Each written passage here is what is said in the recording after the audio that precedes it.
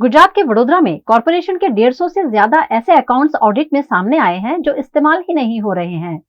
क्या है इन अकाउंट्स की हकीकत, आइए जानते हैं। गुजरात के वडोदरा शहर में कॉरपोरेशन के इस्तेमाल में नहीं लिए जा रहे 150 से ज्यादा बैंक अकाउंट ऑडिट में सामने आए हैं, जिसमें 54 करोड़ जितनी बड़ी रकम होने की जानकारी भी मिली है। इससे पहले भी ऑडिट विभाग ने अकाउंट विभाग को इन सभी खातों को बंद करने की हिदायत दी थी। वर्ष 2021-2022 में इस्तेमाल में नहीं लिए जाते 133 अकाउंट ऑडिट विभाग के ध्यान में आए थे, जबकि 2022-2023 में 20 और खाते सामने आए हैं। ऐसे में यह आंकड़ा 153 तक पहुंच गया है, जिसमें 54.25 करोड़ की नगद पड़ी हुई है।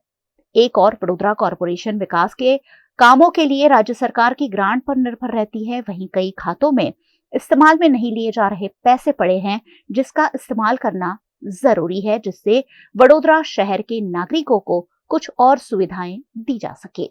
गुजरात के वडोदरा शहर में कॉरपोरेशन द्वारा अलग अलग विकास कार्यों पर काम किया जाता है ताकि नागरिकों को बुनियादी सुविधाएं प्रदान की जा सके। वडोदरा महानगर पालिका पर कई तरह के सवाल भी उठते रहे हैं। उन्हीं में से एक सवाल है कि करीबन 150 से ज्यादा खाते हैं, जिसमें करीबन 54 करोड़ की रकम पड़ी है जो पालिका द्वारा इस्तेमाल नहीं की जा रही है। क्या है इस पूरे मामले की सच्चाई जानने में वडोदरा महानगर पालिका पहुंची हुई हूं और चीफ अकाउंटेंट संतोष तिवारी जी मेरे साथ है। उनसे पूछेंगे कि आखिरकार ये जो खातों की बात चल रही है कॉर्पोरेशन के 150 से ज्यादा, उसकी हकीकत क्या है। सर, ये 150 से ज्यादा खातों की बात चल रही है, क्या सच्चाई है?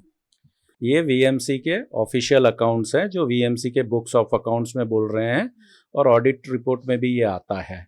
ये सारे अकाउंट ऐसे हैं, ये जो लास्ट 15-20 सालों से अकाउंट जो समय समय पे हम लोग बैंकिंग बदलते रहते हैं, हमारा कलेक्शन बैंकर बदलता रहता है, तो उस समय हर डिपार्टमेंट सरलता रहे हर डिपार्टमेंट का हिसाब किताब रखने में, इसलिए individual department wise account open करते हैं। जब बैंकिंग शिफ्ट होता है तो हम लोग दूसरे बैंक्स में जाते हैं। अब उसमें क्या होता है कि हमारे बुक्स में फॉर एग्जांपल कोई अमाउंट दिख रही है, एक समझते हैं कि फॉर एग्जांपल वार्ड नंबर 1 के अकाउंट में 50 लाख रुपया हमारे बुक्स में दिखाई दे रहा है, पर रियल में वहां पे नहीं है। तो वो क्या हुआ कि फॉर एग्जांपल कोई चेक रिटर्न हुआ है तो चेक रिटर्न की एंट्री नहीं डाली है डिपार्टमेंट ने उस टाइम पे, या फिर एंट्री कर रहा है सिस्टम से ट्रांसफर होती है तो कभी टेक्निकल एरर से दूसरा अकाउंट ले लिया हो, तो ये एक रिकंसिलिएशन का विषय है।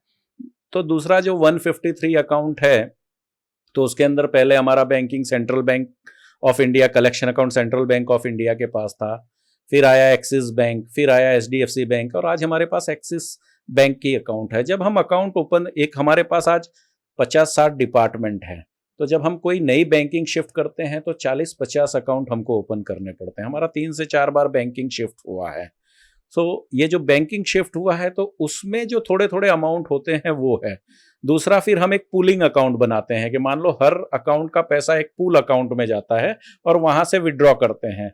तो आपको जो ये डेबिट साइड की एंट्रीज उन्होंने बताई है, पर एक में क्रेडिट साइड की हमें एंट्री है। एक अकाउंट ऐसा भी है जिसमें कि 25-30 करोड़ रुपया क्रेडिट है, तो वो चीज कंसीडर नहीं की है। ये सारे विषय जो हैं वो रिकंसिलिएशन पे हैं, रिकंसाइल करने की बातें हैं। अकाउंट बहुत पुराने हैं और टाइम कंज्यूमिंग है। एक दिन में हमारे साल भर में लाखों ट्रांजैक्शंस होते हैं, और कौन से अमाउंट कहाँ गया वो इतना इजी नहीं होता है। वो चीज हम लोग वर्कआउट कर रहे हैं। It is a time consuming process, but ये कंसिडर होगा, जितना हमको मिलेगा उतना हम करेंगे, और जो नहीं होगा वो हम उसका थ्रू अप्रोप्रिएट चैनल, कमिश्नर है या फिर स्टैंडिंग कमेटी में मिलकर इसका निर्णय करेंगे। इस बारे में स्टैंडिंग कमेटी भी जानता है, कमिश्नर श्री भी जानते हैं आगे के, और हमारे ऑडिटर श्री भी जानते हैं।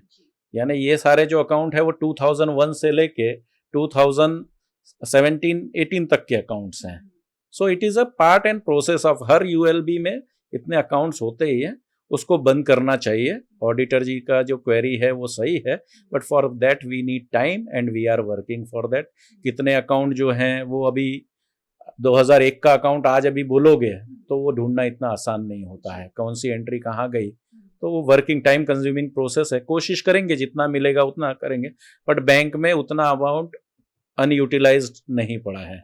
इन खातों को अब कंपाइल किया जाएगा?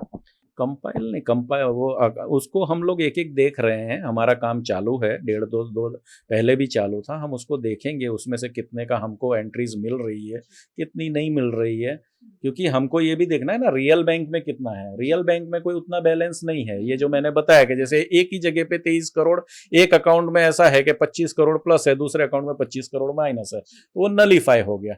बाकी फॉर एग्जाम्पल लास्ट ईयर हमने देखा कि XYZ डिपार्टमेंट था, फॉर एग्जाम्पल TDO के थे, तो 15-16 करोड़ के चेक रिटर्न थे, तो वो चेक रिटर्न की एंट्रीज नहीं डाली हुई थी, तो हमने वो चेक रिटर्न की एंट्री डिपार्टमेंट के साथ कोऑर्डिनेट करके डलवाई, तो उससे वो अमाउंट कम हुआ।